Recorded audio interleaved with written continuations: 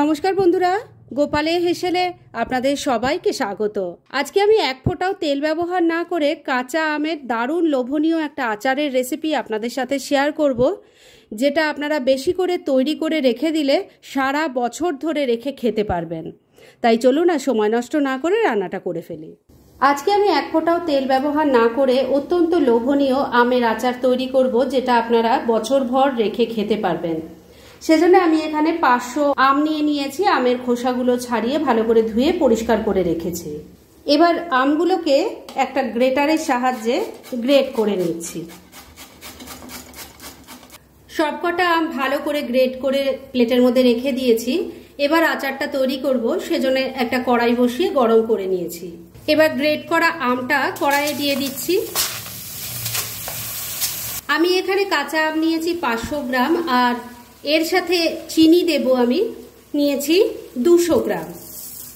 আমটা কতটা টক সেই অনুযায়ী কিন্তু চিনির ব্যবহার করবেন, বা আপনারা কতটা মিষ্টি খেতে চান সেই অনুযায়ীও চিনিটা দেওয়া যেতে পারে। ভালো করে মিশিয়ে নিচ্ছি। চিনির সাথে আমটা মেশানোর পরই দেখবেন এর থেকে জল বেরোবে, কেননা চিনিটা মেল্ট হবে তো তার থেকে জলটা বেরিয়ে যাবে। চিনিটা আমের সাথে খুব ভালো করে মিশিয়ে নিয়েছি, আর চিনির থেকে দেখুন এখন জল বেরিয়ে গেছে। এই জলেই কিন্তু আম সেদ্ধ হবে, আচারটা তৈরি হবে। এবার এর মধ্যে দিয়ে দিচ্ছি অল্প একটু বিট নুন, অল্প একটু নর্মাল সল্ট দিয়ে দিলাম, অল্প একটু লাল লঙ্কার গুঁড়ো দিলাম, অল্প একটু হলুদের গুঁড়োও দিয়ে দিলাম। এগুলো দিলে পরে আচারটার দারুণ একটা কালার আসবে। আর লাল লঙ্কার গুঁড়োটা দিলাম এই কারণেই, আচারটার মধ্যে একটা টক ঝাল মিষ্টি টেস্ট আসবে, যেটা খেতে ভীষণ ভালো লাগবে। ভালো করে সবকিছু মিশিয়ে নিচ্ছি। বন্ধুরা, আপনারা আমার রেসিপি দেখার সাথে সাথে আমার ফেসবুক পেজ গোপালের হেসেল, তাতেও ভিজিট করতে পারেন। ডেসক্রিপশন বক্সে লিংক দেওয়া আছে। সবকিছু খুব ভালো করে মিশিয়ে নিয়েছি। এবার চিনির থেকে যে জলটা বেরিয়েছে সেই জলটা কিন্তু পুরোটা শুকিয়ে নিতে হবে, কেননা এই আচারটা যেহেতু সংরক্ষণ করব, তাই জল থাকলে আচারটা রাখা যাবে না। আর এই চিনির জলটা শুকোতে শুকোতেই আমটাও কিন্তু সুন্দরভাবে সেদ্ধ হয়ে যাবে। তাই ফ্লেমটাকে লো আর মিডিয়ামের মাঝামাঝি রেখে রান্নাটা করছি। আর অন্যদিকের ওভেনে এই আচারের একটা চলুন মশলা তৈরি করে ফেলি। একদিকের ওভেনে আমটা সেদ্ধ হচ্ছে, আর আরেক দিকের ওভেনে আমি এর মশলাটা তৈরি করব। সেজন্য একটা প্যান গরম করে নিয়েছি। এর মধ্যে প্রথমেই দিয়ে দিচ্ছি ছোট চামচের 1 চামচ 5 ফোড়ন, ছোট চামচের 1 চামচ গোটা জিরে দিয়ে দিলাম। এর সাথে দিয়ে দিচ্ছি 2টো শুকনো লঙ্কা।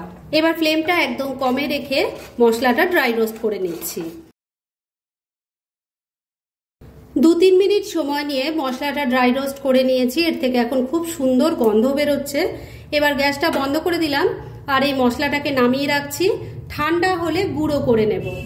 তবে বন্ধুরা, একবারে পাউডার ফর্ম করবেন না, একটু দানা দানা থাকলেই কিন্তু খেতে ভীষণ ভালো লাগবে। তাই আমি সেইভাবে বেটে নিয়ে ফিরে আসছি। ড্রাই রোস্ট করা মশলাটা গুঁড়ো করে রেখে দিয়েছি, আর এদিকে চিনি থেকে যে জলটা বেরিয়েছিল সেটা অনেকটাই শুকিয়ে গেছে।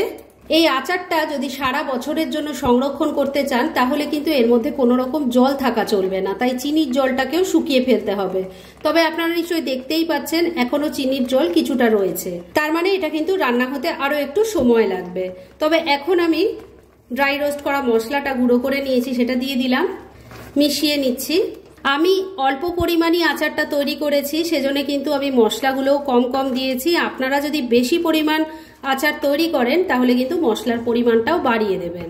ড্রাই রোস্ট করা মশলাটা ভালো করে মিশিয়ে নিয়েছি। এবার ফ্লেমটাকে মিডিয়ামে রেখে এটাকে আবারও 2-3 মিনিট রান্না করে নিতে হবে, যাতে এর মধ্যে এখনো যা চিনির জল জল ভাবটা রয়েছে সেটা যেন শুকিয়ে ড্রাই হয়ে যায়।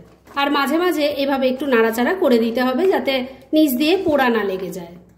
মশলাটা দেওয়ার পর 2-3 মিনিট আবারও মাঝে মাঝে এভাবে নাড়াচাড়া করতে করতে আচারটা তৈরি করে ফেলেছি। দেখুন এর মধ্যে কিন্তু জলটা এখন শুকিয়ে গেছে। এবার এটাকে যদি সারা বছর সংরক্ষণ করতে হয়, তাহলে এর মধ্যে দিতে হবে 1 চামচ ভিনিগার। মিশিয়ে নিচ্ছি।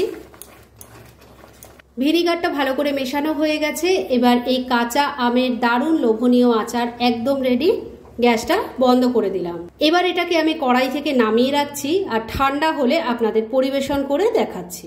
ফ্রেন্ডস, আমার আজকের এই কাঁচা আমের দারুণ লোভনীয় আচারের রেসিপি একদম রেডি হয়ে গেছে এবং আমি সার্ভ করে দিয়েছি। ভীষণ ইজি একটা রেসিপি, এক ফোঁটাও তেল ব্যবহার না করে এত টেস্টি একটা আচার যে তৈরি করা যায় সেটা একবার ট্রাই না করলে আপনারা বুঝতেই পারবেন না। তাই দেরি না করে পারলে এটা আজই একবার ট্রাই করে ফেলুন, আর তারপর কেমন লাগলো সেটা প্লিজ কমেন্ট করে জানাবেন। এরম ধরনের অনেক ভালো ভালো নিরামিষ রান্নার রেসিপি আপনারা গোপালের হেসেল সার্চ করলেই পেয়ে যাবেন, যার মধ্যে থেকে কিছু কিছু আমি সাজেস্টেড বক্সেও দিয়ে দেব, সেখান থেকেও আপনারা দেখে নিতে পারেন। তাই গোপালের হেসেল অবশ্যই ভিজিট করুন। আর আপনারা কেমন ধরনের রেসিপি চাইছেন সেটাও কিন্তু আমাকে জানাতে পারেন, আমি চেষ্টা করব সেসব রেসিপিগুলো আপনাদের সাথে শেয়ার করার। আর আমার আজকের এই রেসিপি যদি আপনাদের ভালো লাগে আর ইউজফুল বলে মনে হয়, তাহলে যারা এখনও আমার চ্যানেলটাকে সাবস্ক্রাইব করেননি তারা প্লিজ প্লিজ সাবস্ক্রাইব করুন।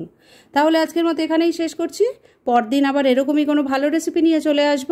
আপনারা সবাই খুব ভালো থাকুন, সুস্থ থাকুন।